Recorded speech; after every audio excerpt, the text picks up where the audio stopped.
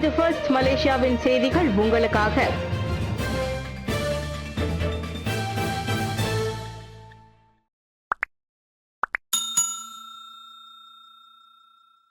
MAHBயின் 500 million ringgit பங்குகள் நட்டம். Anthony லோகை PAC விசாரணைக்கு அழைக்கக்கூடும். MAHB சம்பந்தப்பட்ட ஊழியர் சேமநிதி வாரியத்தின் பங்கு பரிவர்த்தனைகளில் 500 மில்லியன் ரிங்கிட் இழப்பு ஏற்பட்டதாக கூறப்படும் குற்றச்சாட்டுகள் தொடர்பாக நாடாளுமன்ற பொது கணக்கு தணிக்கை குழுவான PAC முக்கிய புள்ளிகளை அழைக்கக்கூடும். போக்குவரத்து அமைச்சர் ஆந்தோனி லோகும் அவர்களில் அடங்குவர். PAC தலைவரும் மஸ்ஜித் தானா நாடாளுமன்ற உறுப்பினருமான டத்தோ மாஸ் எர்மியாத்தி சம்சுரின் அதனை உறுதிப்படுத்தினர். ஆந்தோனி லோகும் மற்றவர்களும் பிப்ரவரி 2வது வாரம் தொடங்கி கட்டம் கட்டமாக விசாரணைக்கு அழைக்கப்படுவர். MAHB ஏற்கனவே விசாரணைக்கு அழைக்கப்பட்டு விட்டதாக எர்மியாத்தி சொன்னார். MAHBயின் தனியார் மயமாக்கல் நடவடிக்கையின் ஒரு பகுதியாக 2023 ஜனவரியில் ஒரு யூனிட்டுக்கு 6 ரிங்கிட் 74 சென்ட் விலையில் MAHB பங்குகளை EPF விற்றது. பின்னர் அதே பங்குகளை ஒரு யூனிட்டுக்கு 11 ரிங்கிட் விலையில் மீண்டும் வாங்கியது குறித்து EPF தெளிவுபடுத்த வேண்டும் என பல அரசு சாரா அமைப்புகளும் அரசியல் கட்சிகளும் வலியுறுத்தியுள்ளன. காசா மறு நிர்மாணிப்பை எதிர்ப்பது தார்மீக அறியாமையின் வெளிப்பாடு. பிரதமரின் உதவியாளர் சாடல். காசா மறுகட்டமைப்பு முயற்சிகளை நிராகரிப்பவர்களின் தார்மீக அறியாமையை காட்டுவதாக பிரதமரின் முதன்மை அரசியல் செயலாளர் சாடியுள்ளார். போரினால் சீரழிந்த காசாவில் மசூதிகள் மற்றும் பள்ளிகளை மீண்டும் கட்டி எழுப்ப மலேசியா சார்பில் பிரதமர் ஸ்ரீ அன்வார் இப்ராஹிம் முயற்சிகள் மேற்கொண்டுள்ளார். அதனை பாராட்டவில்லை என்றாலும் பரவாயில்லை, தூற்றாமலாவது இருக்கலாமே என முகமது காமில் அப்துல் முனிம் தெரிவித்தார். நமது தேசிய எல்லைக்குள் கொடுமை நடந்தால் மட்டுமே நாம் குரல் கொடுத்து நீதிக்காக போராட வேண்டும் என்றால் கடந்த காலத்தில் தென்னாப்பிரிக்காவில் நிறவெறியை நாம் கடுமையாக கண்டித்திருக்க கூடாது. போஸ்னியாவிற்கு மனிதாபிமான உதவிகளை அனுப்பி இருக்கக்கூடாது என இன்று வெளியிட்ட ஒரு அறிக்கையில் அவர் கூறினார். போஸ்னியா துயரத்தில் உலகமே அமைதி காத்த போது மலேசியா தூரத்திலிருந்து ஒற்றுமையுடன் நின்றது மட்டுமல்லாமல் அமைதி காக்கும் படைகளை அனுப்பி இராணுவ உதவியை வழங்கியது மறந்திருக்க கூடாது. ஆக இப்போது பாலஸ்தீனத்தின் மீது அக்கறை காட்டுவது என்பது சொந்த மக்களின் நலன்களை புறக்கணிக்கிறோம் அல்லது தியாகம் செய்கிறோம் என்று எப்படி அர்த்தமாகும் என காமில் கேள்வி எழுப்பினார். அஃப்லின் ஷவுக்கி தொடர்புடைய 4 மில்லியன் ரிங்கிட் குத்தகை திட்டம். DBKLின் அடுத்த விசாரணை அடுத்த வாரம் முழுமை பெறும். பிரபல திரைப்பட தயாரிப்பாளர் டத்தோ அஃப்லி ஷவுக்கியுடன் தொடர்புடையதாக கூறப்படும் கோலாலம்பூர் மாநகர் மன்றம் DBKLின் கொள்முதல் பிரச்சினைகள் குறித்து உள் விசாரணை அடுத்த வாரம் நிறைவடையும் என எதிர்பார்க்கப்படுகிறது. சீரான நிர்வாகமும் வெளிப்படை தன்மையும் இருப்பதை உறுதி செய்வதே அந்த உள் தணிக்கையின் நோக்கமாகும் என கூட்டரசு பிரதேச அமைச்சர் டாக்டர் ஜலிஹா முஸ்தபா தெரிவித்தார். குறிப்பிட்ட காலக்கெடு எதுவும் நிர்ணயிக்கப்படவில்லை, ஆனால் விரைவான விசாரணையை கோரினேன். அடுத்த வாரத்திற்குள் KL மேயரிடம் இருந்து அறிக்கை கிடைக்கும் என எதிர்பார்க்கிறேன் என்றார் அவர்.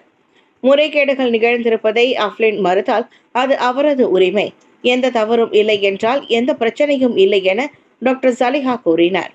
ஒருவேளை முறைகேடுகள் கண்டுபிடிக்கப்பட்டால் மேற்கொண்டு நடவடிக்கை எடுக்கப்படும், சம்பந்தப்பட்டவர்கள் வாக்குமூலம் அளிக்க அழைக்கப்படுவர் என அமைச்சர் மேலும் சொன்னார். பன்முக சமூகத்தின் உணர்ச்சிகளை தூண்டாமல் பார்த்து பேசுங்கள், சமய அமைச்சர் அறிவுரை. மதம் குறித்த அறிக்கைகளை வெளியிடும் போது தலைவர்கள் உட்பட அனைத்து தரப்பினரும் எச்சரிக்கையாக இருக்க வேண்டும். இதன் மூலம் உணர்ச்சி பூர்வமான அம்சங்களை தொடுவதை தவிர்க்க முடியும் என இஸ்லாமிய சமய விவகாரங்களுக்கான பிரதமர் துறை அமைச்சர் டாக்டர் முகமது நாயிம் முக்தார் தெரிவித்தார். பன்முகத்தன்மை கொண்ட மலேசிய சமுதாயத்தில் பரஸ்பர மரியாதை நிலைநிறுத்தப்பட வேண்டியது அவசியம் என்றார் அவர்.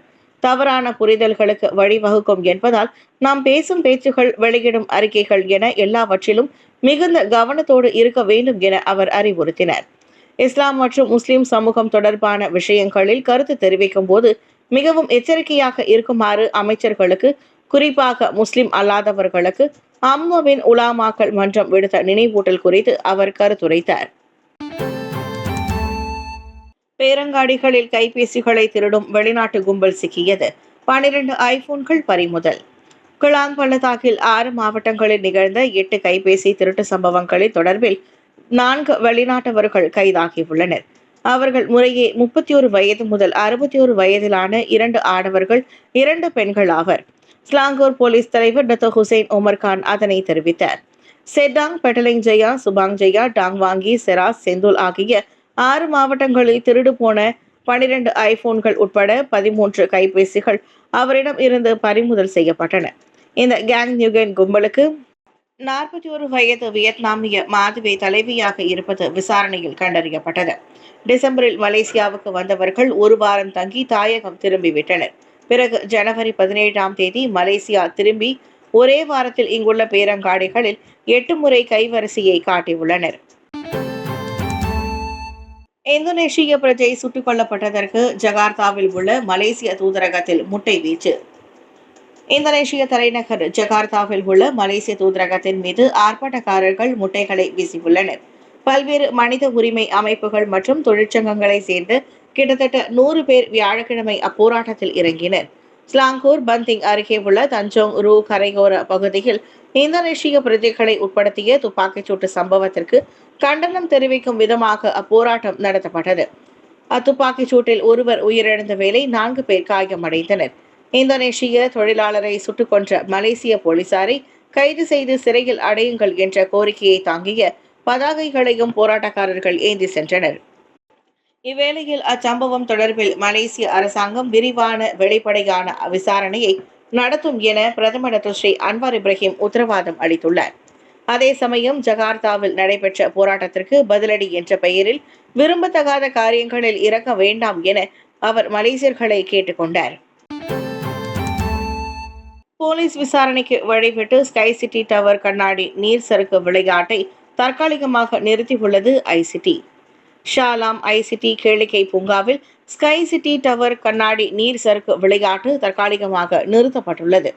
கண்ணாடி நீர் சறுக்கிலிருந்து மிதவை பலூன் ஒன்று பார்வையாளர் மீது விழுந்து அவர் காயமடைந்த சம்பவம் தொடர்பில் போலீஸ் விசாரித்து வருவதால் அம்முடிவு எடுக்கப்பட்டுள்ளது. இதையடுத்து ஏற்கனவே டிக்கெட் வாங்கியவர்கள் ஐசிடியில் மற்ற பகுதிகளில் விளையாடவோ சுற்றி பார்க்கவோ டிக்கெட்டுகளை மாற்றிக்கொள்ளலாம். அல்லது 0355218800 என்ற எண்களில் கேலி பூங்காவை நிர்வாகத்தை தொடர்பு கொண்டு முழு பணத்தையும் திரும்ப பெறலாம். எது எப்படி இருப்பினும் 2025 ஸ்லாங்கூருக்கு வருகை புரியும் ஆண்டு, 2026 மலேசியாவுக்கு வருகை புரியும் ஆண்டு ஆகிய இரு சுற்றுலா ஊக்குவிக்கு இயக்கங்களிலும் ஸ்லாங்கூரை முதன்மை சுற்றுலா தளமாக முன்னிறுத்தும் தங்களின் கடப்பாடு தொடரும் என ஐசிடி அறிக்கை ஒன்றில் கூறியது. பயனர்கள் மீது குறிவைப்பு. இஸ்ரேலிய உளவு மென்பொருள் நிறுவனம் மீது வாட்ஸ்அப் குற்றச்சாட்டு. இஸ்ரேலிய உளவு மென்பொருள் நிறுவனமான பாரகன் சொல்யூஷன்ஸ் பத்திரிகையாளர்கள், பொதுமக்கள் உள்ளிட்ட தனது பயனர்களை குறிவைத்திருப்பதை வாட்ஸ்அப் செயலி அம்பலப்படுத்தியுள்ளது. குறைந்தது 90 பயனர்களின் வாட்ஸ்அப் கணக்கையாவது ஊடுருவ முயற்சி மேற்கொள்ளப்பட்டது கண்டறியப்பட்டுள்ளது. ஹேக் செய்ய குறிவைக்கப்பட்டவர்கள் யார் என்று வாட்ஸ்அப் அதிகாரி குறிப்பிட்டு சொல்லவில்லை. ஆனால் அவர்கள் சில ஐரோப்பிய நாடுகள் உட்பட 24 நாடுகளை சேர்ந்தவர்கள் என்றார் அவர். அவ்வாறு குறிவைக்கப்பட்ட வாட்ஸ்அப் பயனர்களுக்கு எந்த பயனர் தொடர்பும் தேவையில்லாத தீங்கிழைக்கும் மின்னணு ஆவணங்கள் அனுப்பப்பட்டுள்ளன. இது 0 கிளிக் ஹேக் என்று அழைக்கப்படும் திருட்டுத்தனமாகும். இது குறித்து பாரகனுக்கு கடிதம் ஒன்றை அனுப்பியுள்ள வாட்ஸ்அப், பயனர்களின் தனிப்பட்ட சுதந்திரம் தொடர்ந்து பாதுகாக்கப்படும் என உத்தரவாதம் அளித்தது. எனினும் வாட்ஸ்அப்பின் அக்குற்றச்சாட்டு குறித்து பாரகன் கருத்துரைக்க மறுத்துவிட்டது. நாட்டில் 10ல் ஒரு குழந்தைக்கு கண் பார்வை பிரச்சனை, பெற்றோர்களுக்கு எச்சரிக்கை. நாட்டில் குறைந்தது 10 குழந்தைகளில் ஒரு குழந்தையாவது மோசமான கண் பார்வையை பிரச்சனையை கொண்டிருக்கிறது. இது பள்ளியில் கற்றலை மட்டுமல்ல, குழந்தைகளின் விளையாட்டு நடவடிக்கைகள் மற்றும் பொழுதுபோக்குகளையும் பாதிக்கிறது. ஆரம்பத்திலேயே கண்டறியாவிட்டால் கண் பார்வையை பறிபோகும் அபாயத்திற்கு இது இட்டு சென்றுவிடும் என மருத்துவர்கள் பெற்றோர்களை எச்சரிக்கின்றனர்.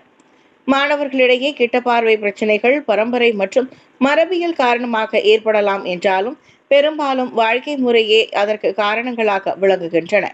இங்குதான் பெற்றோர்கள் கோட்டை விட்டு விடுவதாக பிரபல குழந்தை கண் மருத்துவர் டாக்டர் நொராசா அப்துல் ரஹ்மான் கூறுகிறார். பரபரப்பான வாழ்க்கையில் ஓடிக்கொண்டிருக்கும் பெரும்பாலான பெற்றோர்கள் குழந்தைகளுக்கு கைபேசி, டேப்லெட் போன்ற கையடக்க தொடர்பு சாதனங்களை பழக்கிவிட்டுள்ளனர். குழந்தைகளிடம் அக்கருவிகளை கொடுத்தால் அமைதியாகி விடுவார்கள் என நினைத்து அவர்கள் அழும்போதெல்லாமோ அல்லது தாங்கள் பரபரப்பாக வேலை செய்து கொண்டிருக்கும் போதோ பெற்றோர்கள் உடனே கேட்ஜெட்டுகளை நீட்டி விடுகின்றனர். நீண்ட நேரம் அடிக்கடி கையடக்க தொடர்பு சாதனங்களை நெருக்கமாக பயன்படுத்துவதால் 5 வயதிலேயே குழந்தைகளுக்கு கிட்ட பார்வை வருவதற்கான வாய்ப்புகள் அதிகம் என டாக்டர் ஜொரஸாக் சுட்டிக்காட்டினார். அமெரிக்காவில் மீண்டும் ஒரு விமான விபத்து. பிலாடெல்பியாவில் சிறிய விமானம் விழுந்து நொறுங்கியது. அமெரிக்கா பிலாடெல்பியாவில் சிறிய ரக விமானம் ஒன்று குடியிருப்பு பகுதியில் விழுந்து நொறுங்கியதில் பெரும் தீ ஏற்பட்டுள்ளது. விமானம் விழுந்து நொறுங்கிய இடத்தில் ஒரு பெரிய தீப்பிழம்பு கிளம்பியதாகவும் தொடர்ந்து தரையில் பல தீப்பொறிகள் ஏற்பட்டதாகவும் அமெரிக்க ஊடகங்கள் கூறுகின்றன. சம்பவ இடத்தை நோக்கி செல்லும் சாலைகள் போக்குவரத்துக்கு மூடப்பட்டு தீயை அணைக்கும் நடவடிக்கையில் தீவிரப்படுத்தப்பட்டுள்ளன. அந்த தனியார் நிறுவனம் அறுவரை ஏற்றி இருந்ததாக கூறப்படுகிறது. அவர்களுக்கு என்னவானது என்பது குறித்து போலீசோ தீயணைப்பு துறையோ உடனடி தகவல் எதனையும் தெரிவிக்கவில்லை. வாஷிங்டனில் பயணிகள் விமானமும் இராணுவ ஹெலிகாப்டரும் நடுவானில் மோதி அனைத்து 67 பயணிகளும் உயிரிழந்த சம்பவம் நடந்து 2 நாட்கள் இடைவெளியில் இவ்விபத்து நிகழ்ந்துள்ளது.